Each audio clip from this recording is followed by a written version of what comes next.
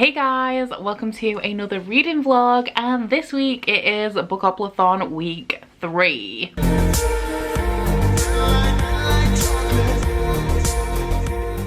So, it's Tuesday. I really should have started this vlog yesterday because now I have quite a bit to fill you in on, but where you left me last week, I was reading a book that wasn't on my Bookoplathon TBR, so I'm just going to wrap up that one really quickly. I don't have too many thoughts to share with you on it. It was an e-arc of Just Like You by Nick Hornby. I finished this late last night. It's a really quick read, and it's very compelling and it's very funny. So it follows an interracial couple with an age gap. But our two main characters are Lucy and Joseph. Lucy is a 41-year-old woman who is separated from her husband and she has 2 children, and then Joseph is a 22-year-old black man and they are attracted to each other. However, they have a lot of obstacles in their relationship. Lucy is middle class, Joseph is working class, he's black, she's white, and then they have a 20-year age gap in between them. I did enjoy this book. I especially really like the sarcasm in it. It's also set on the backdrop of Brexit, so it's not a full romance. It is a little bit more contemporary than your standard romance novel. My main thing with it that didn't make me love it is that it's a little bit too realistic. Throughout the course of Joseph and Lucy's relationship, they do talk quite a lot about the obstacles in between them, and then when you're reading from their perspectives, they're always like, oh, this thing that this person does makes me cringe because it really accentuates the age gap and things like that. So it was the realism of it, like, I don't know, I wasn't swept away in their romance because of the reality. They seem to spend a lot of time thinking about the obstacles instead of like connecting with each other. But I gave it 3 stars and I did enjoy it, and that was, as I said, not on my Bookoplathon TBR. So last night I did start the 5th book on my Bookoplathon TBR, which was My Best Friend's Exorcism by Grady Hendrix. This was a book that my patrons picked for me, and the prompt for my TBR was a book set in the past, and this was also gifted to me by Gavin last year. So thank you so much, Gav. This is one of the first books that Gav sent to me and I'm finally getting around to reading it. So I'm only 90 pages into this so far. I did it to myself last night. I wanted to get to around page 150. However, I was playing Mario Party with Curtis on Nintendo GameCube. So yeah, I didn't read as much as I wanted to. However, what I can say about this so far is that it is really compelling. I'm not sure if the pacing is fast, it's just I'm really absorbed into it. The chapters are only about 10 pages, so it has reasonably short chapters and I'm just pretty much flying through them. I think I read the 90 pages that I've read so far probably in just over an hour of reading time, and I'm really into the story. So the plot of this is that we follow a group of teenagers in the 80s. There's a ton of 80s references in here. The chapter titles are all 80s songs, which I really enjoy. The next one that I'm about to read is One Thing Leads to Another, and it is about these 4 teenagers. They are, I was going to say they're reasonably well off, but the parents of most of them are reasonably well off, and they're kind of the it girls of their school. So the main character of this group is Abby, and her best friend is Gretchen, and I'm assuming it's just happened, like the possession element of this. So one night the girls all take acid. The acid doesn't work. However, I'm assuming that one of them during this time was possessed by the devil, and she's kind of writing it off as she actually tripped. I don't think she did. I think the possession has taken place and it is about Abby's best friend's exorcism pretty much. So I'm really enjoying the atmosphere of this. I absolutely love the 80s. It is my favorite decade. I love the music. I love the fashion. I really love 80s hair, like big hair. Can't fault it. So I am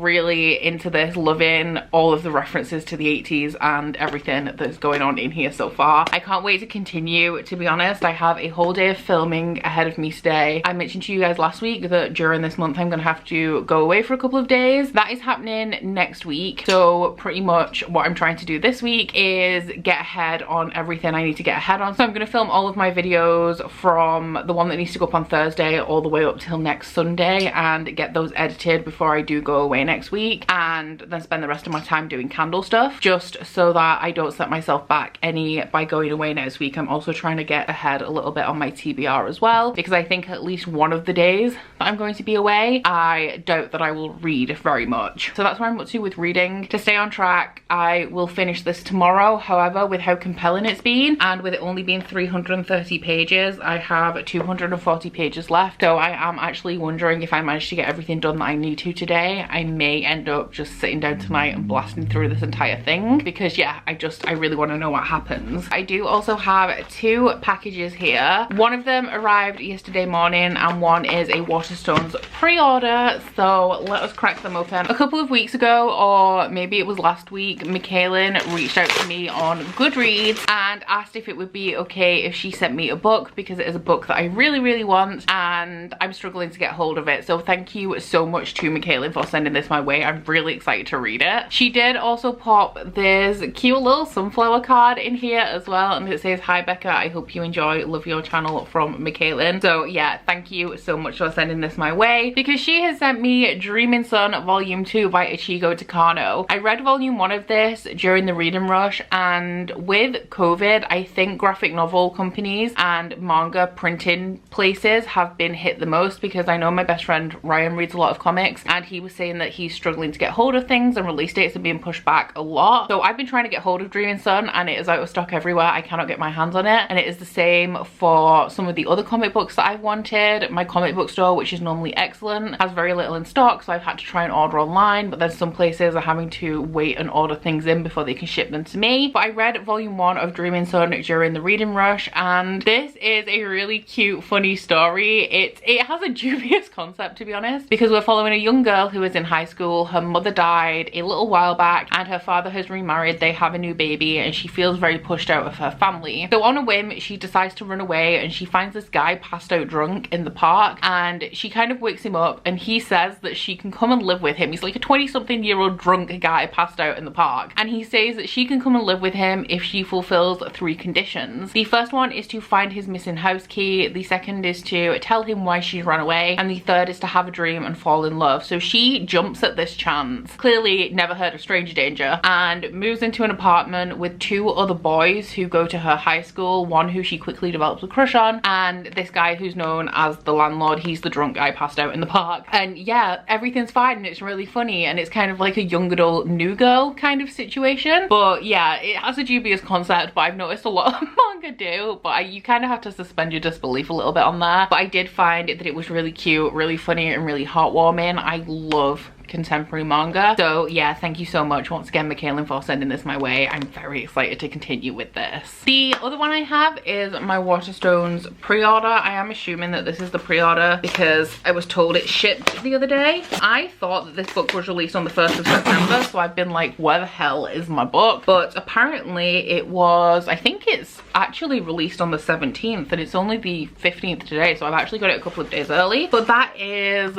Blood and Honey by Shelby Mihura, and this is the sequel to Serpent and Dove. Just having a look under the dust jacket, see if there's anything exciting under there. How big is this? Because she feels real chunky. Oh, it's about the same as the last one. It's over 500 pages, but it's not like, it's a short hardback to start off with and the margins are reasonably spaced. But this is the sequel to Serpent and Dove, which is a young adult fantasy romance enemies to lovers story that follows a witch called Lula Blanc who has run away from her coven and is living as a thief in medieval France. And one day she gets into a little bit of a sticky situation with a witch hunter called Reed, and for the sake of Reed's dignity and apparently Louise's soul, they are forced to marry each other. However, Reed, the witch hunter, does not know that she's a witch, and yeah, it develops from there. It's a fantasy romance. It's a very romantic heavy story. I really enjoyed Serpent and Dove. I was a little bit dubious about it, but I do really love the character of Lou. I've heard that the medieval French setting is inaccurate and the way that French words are used in here is really heavy-handed and then translated into English, and it's just like a whole ordeal. I did really enjoy the setting. I really enjoyed the characters of Lou and Reed, and I'm very excited to continue. Sadly, it won't be this month, but at least I have it now, which then makes it a little bit of a priority for me. So I'm gonna go and get on with filming because I really like this jumper. I like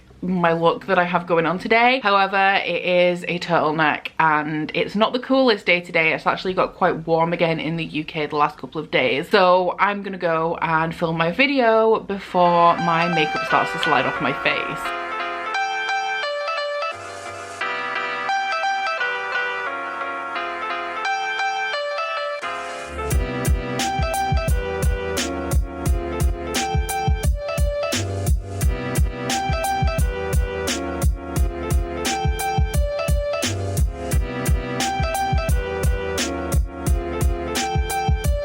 my lovelies. So I have just finished a very short while ago My Best Friend's Exorcism by Grady Hendrix. I really enjoyed this. I gave it 4 stars overall. It was quite a high 4 stars, the highest 4 star that I've had so far this month. Was this what I expected? I don't know, because the thing is I don't read a lot of horror. So when I do read it, I expect it to terrify me or be like really out there. But I think I need to stop doing that because there are different types of horror, and just because I'm reading a horror book doesn't mean it's going to be like the most grotesque type of horror that I've ever read. I also, because I don't read a lot of horror, I always think that there's going to be another explanation for the horror element. So an example in this is that this girl is possessed, and all throughout the book I kept thinking, is she possessed or are they all just playing a trick on the main character? And I had to keep making myself think like, no, it's very likely that she is actually possessed because this is an actual horror book. But I really love the atmosphere in here. I really enjoyed the 80s references. I liked how it came about as well, because like I've said many times already in this update, I don't read a lot of horror, but I liked how we built up to the exorcism part of this book. I feel like the exorcism was my least favorite part. There was also a very upsetting part for me to read in here as well. In the horror genre, there do tend to be a lot of trigger warnings, so I can't really list all of the ones off in this book, but there are definitely anorexia trigger warnings, suicidal thoughts, death of a pet,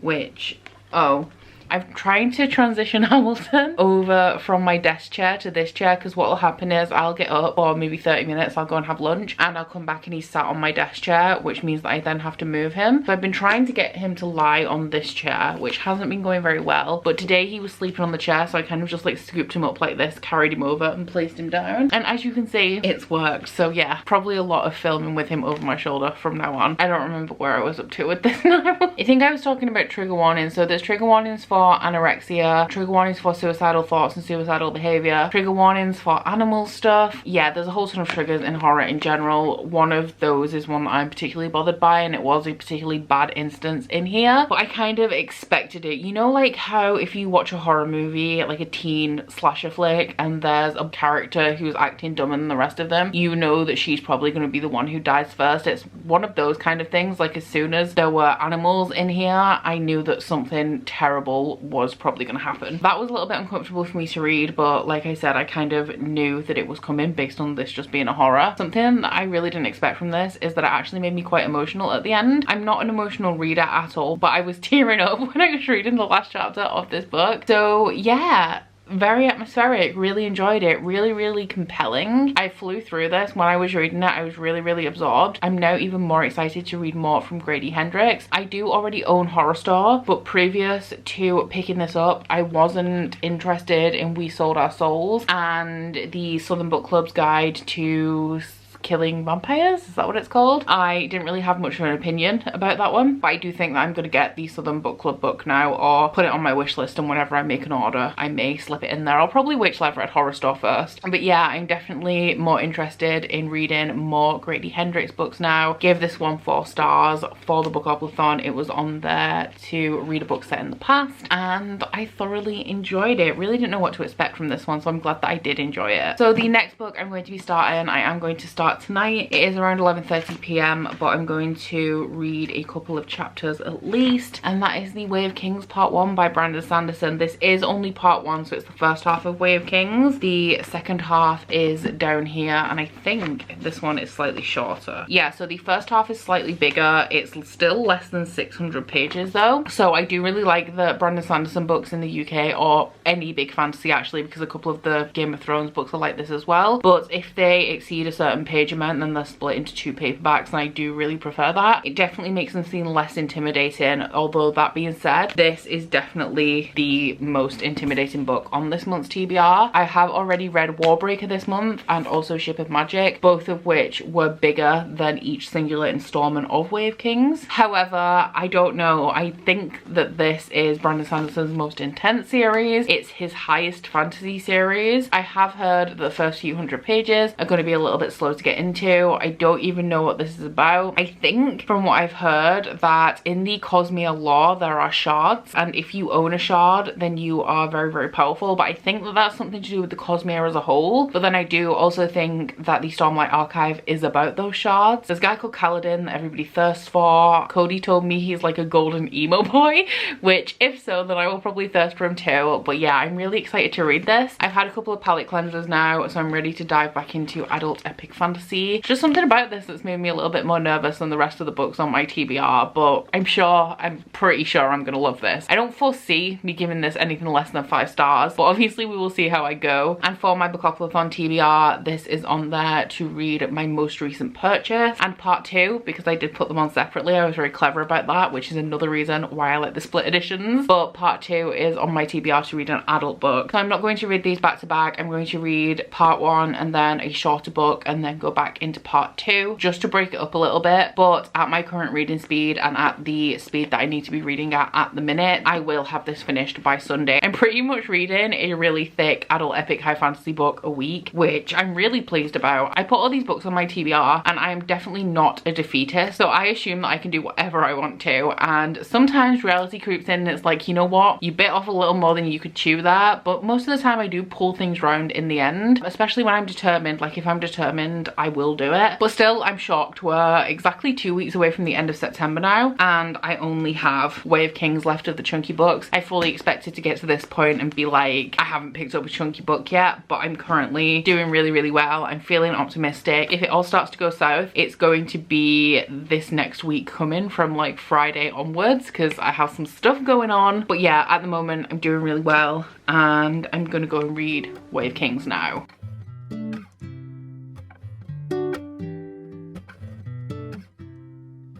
She doesn't text me on the weekend.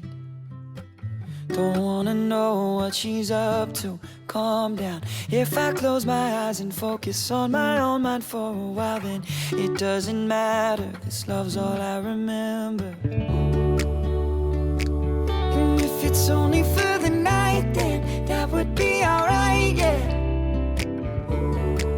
Hey guys, so I have spent my morning cleaning and now we can have a few different vlog angles because this room just got really, really bad. I was in an endless cycle of just filming and working, and I do have, like, if I move to the side, there is a stack of books here directly behind me that don't have a home. There are plenty of books in this room that don't have a home, but I just have lots of homeless books. So there were just stacks everywhere, because even if I tidied up after a video, I couldn't put the books away. But I think actually I had an idea for a video series that I want to do, which will hopefully help me out with the fact that I have a lot of homeless books. But anyway, I'm here because I have a few things to tell you guys. The first one is that I don't actually know what time it is. Oh, it's supposed to be 30 minutes, so it'll be a little bit later than that. But I'm going to pick up Ashley, and Ashley will be here for around a week because, as I've mentioned, I have to go away for a couple of days next week, and it was only after I said that I was going to go away and agreed to go away. But I remember that I've got a cat, so Ashley is coming to look after him for a couple of days. She's very, very happy about it because she loves him. He's a little shit, but Ashley loves him, so that is all good. So I'm going to start with the most exciting thing first, and that is that I have book mail. This is from Hannah. I knew it was from Hannah as soon as it arrived because she said that she's run out of packing paper, so it's wrapped like a children's birthday present. Honestly though, I do actually really like this wrapping. So Hannah messaged me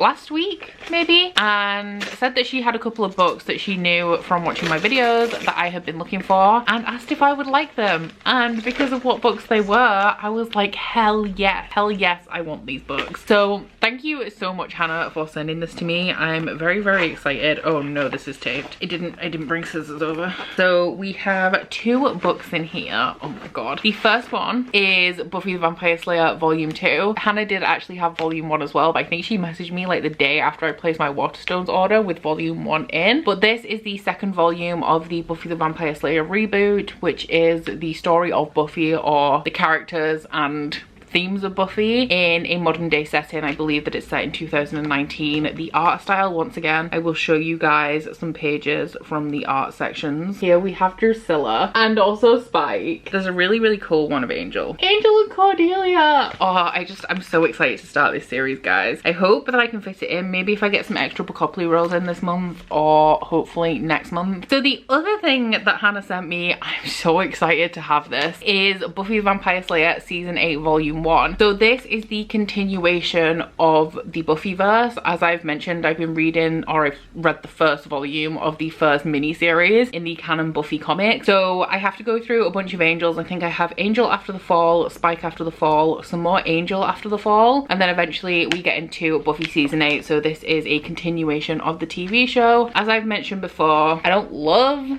the art in here. It's not my favorite, but I do want to continue the Buffyverse and eventually make my way through all of it. There are so many canon Buffy comics, so thank you once again, Hannah, for sending this my way, because this is an omnibus. I'm not sure how many volumes it has in, but it's hella thick, so this is going to save me a lot of time hunting these down and also a lot of money. So those were the two books that Hannah sent me. Next, I have a reading update for you guys, and that is on Way of Kings Part 1 by Brandon Sanderson. It kind of matches my top, which is nice. I'm currently on page 200 of this. I actually just cannot tell you anything about it right now. There are quite a few character perspectives in here. The main ones are Kaladin and Shelon. Kaladin was a soldier and he ended up being sold into slavery. So the majority of his perspective is him traveling to the place because he's in a caravan of traveling slaves to go to wherever he's going to be sold. So that is the majority of his perspective so far. And Shelon is going to be the ward of a very influential scholar lady, not because she actually wants to learn from her, but because this woman has something called a soulcaster. Her father had one. Her father is dead, but nobody knows that, and her family is on the verge of ruin, so she wants to have a working spellcaster to help get her family out of debt, and she wants to steal one from this woman. The world in this, it's very, I want to say it's deserty. The animals are all kind of like big insecty things. There are lots of storms, and there's floaty things in the air called spren, and there's different types of spren. So you have like life spren, glory spren, creative spren, but I don't really know what they are yet. This is very different so far from what I've read from Brandon Sanderson, in that he usually explains things. So he introduces a thing and then he has like a paragraph or a couple of sentences explaining what the thing is. That isn't happening in this book. So as you can see, my tabs are kind of minimal considering I'm 200 pages into this book, because I definitely tab more heavily through the beginning of a book usually, because it has all of the information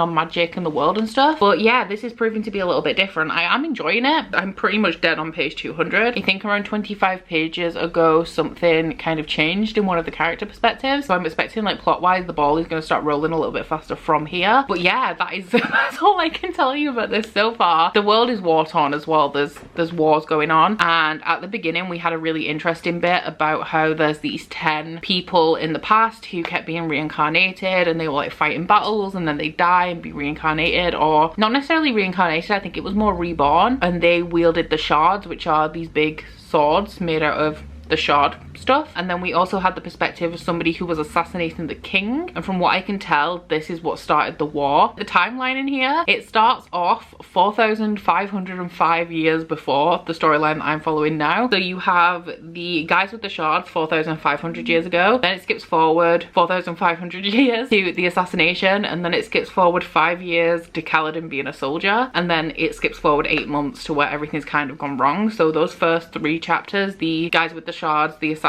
and Kaladin being a soldier, are kind of just the introduction, and then 8 months on we're getting into like the rest of the story, the actual bulk of the story, I guess. But yeah, I can't really tell you much about Way of Kings right now. The last thing I wanted to mention while I was here is that I have made just a couple of changes to my Patreon tiers. My Patreon is always linked in my description box if any of you guys would like to check it out, and of course thank you so much to those of you who are patrons. Nothing has changed too much. Essentially I've added something into the top tier and then trickled down perks through the other ones. So if you're in the lowest tier, which is the 13, you still have all of the perks that you had, but now you can also vote in the monthly Bookopoly poll. Then if you're in the middle tier, which is the cadre, you have all of the perks that you had, but you can now join the Patreon live show that I have every month. And then in the inner circle, which is the top tier, I've added the Library of Valaris. So essentially I've asked everybody on the inner circle tier to recommend a book that they would like me to read, and every month in my Bookopoly TBR I'm going to draw a book out of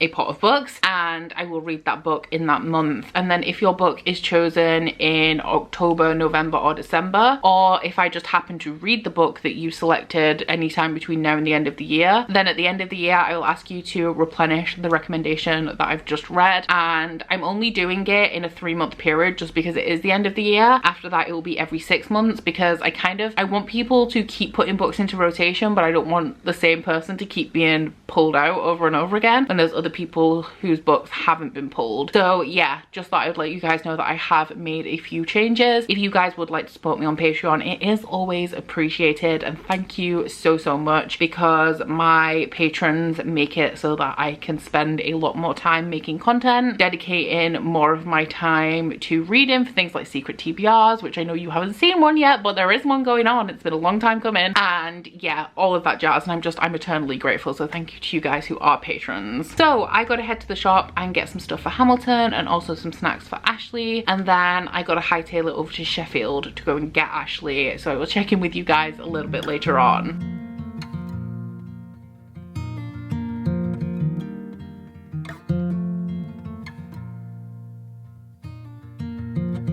We fell in love in the winter, but I miss you most in the fall. 3 years, 11 months together after one night in Montreal.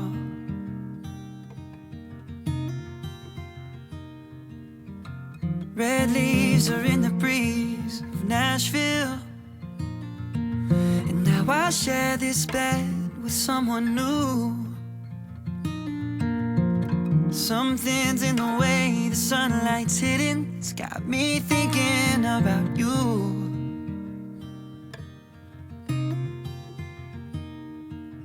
Maybe it's the long nights and the short cold days, or the rate that the planets change position. Or maybe everything just has a time and place, and that's why you and I are out of season.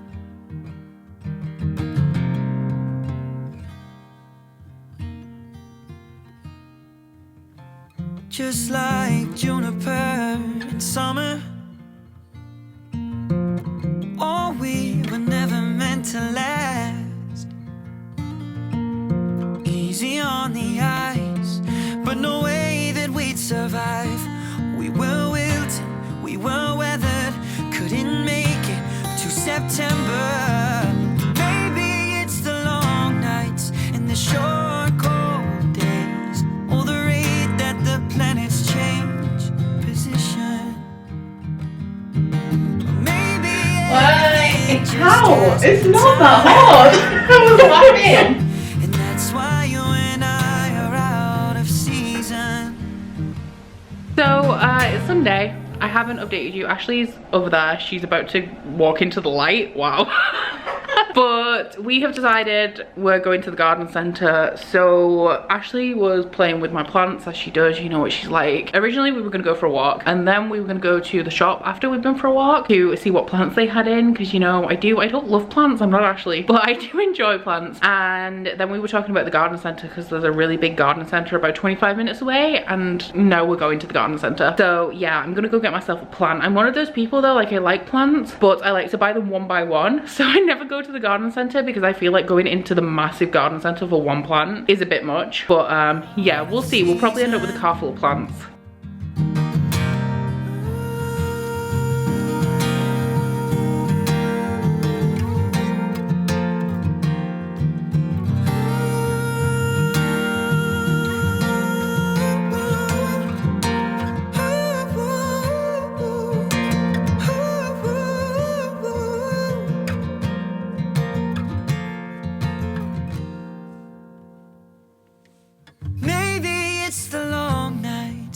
Short cold days, or the rate that the planets change position. We've made a terrible mistake. This is our trolley. This is, I know, like, this is just things for sale, but this is what we're taking home with us. So we got some plants. We got an Ivy. Oh, let me get her out. He's tiny. This is Franklin. And then we got, that's my peace lily and my succulent that I already had. And then we got all these. And by all these, I mean like just these ones here. This one's mine. Yeah, that one's, it's one of the ones that flops about, is what I'm going to say about it. And then I got a spike yellow, a snake plant, one that flops about.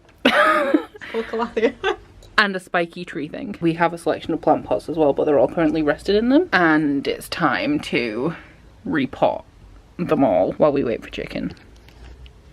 You even there? Oh yeah, you are. Hey guys, so I'm here to wrap up this vlog, and I actually really don't have anything to tell you. I said that I was gonna finish, just actually seeing the Viennese well in the background. Venetian swirl as I keep going. Yeah, Venetian swirl. I said that I would have this finished by Sunday. I actually haven't read a page yet today. It is now 11:20 p.m. What? Yeah, I know, right? I need to read 135 pages today, so I've already edited the vlog aside from this clip. I can't really tell you much more about the plot of this. It is plodding along. It's a struggle. I'm enjoying it, but it's a lot. I still don't really understand what's going on. I still couldn't really give you a plot. It's kind of just setting up all of the characters to get into the plot at some point. Don't really understand the magic system. If you can see my tabs, like the darker tabs at the beginning were tabbing magic, and then there has not really been any magic since then. So yeah, I don't really understand what's going on. Like, I know it's all going to pull through and come clear later on in the book or in later books in the series, but right now I can't really tell you anything about it aside from it's really slow going. I don't understand what's going on, but I'm still enjoying it. So that is about it for Bookoplathon week 3. Next week is the last full week of Bookoplathon. I'm falling behind on my TBR now, so I am hoping that I can pull it back last minute, but yeah, we'll see how I get on with that. So I hope you have enjoyed this vlog if you've made it this far. If you have, then please don't forget to like if you liked it and subscribe if you wanna, and I will see you guys next week. Bye! Oh, you bite your friend like chocolate. You say you'll go where nobody knows, with guns hidden under our petticoats. We're never gonna quit it, no, we're never gonna quit it, no.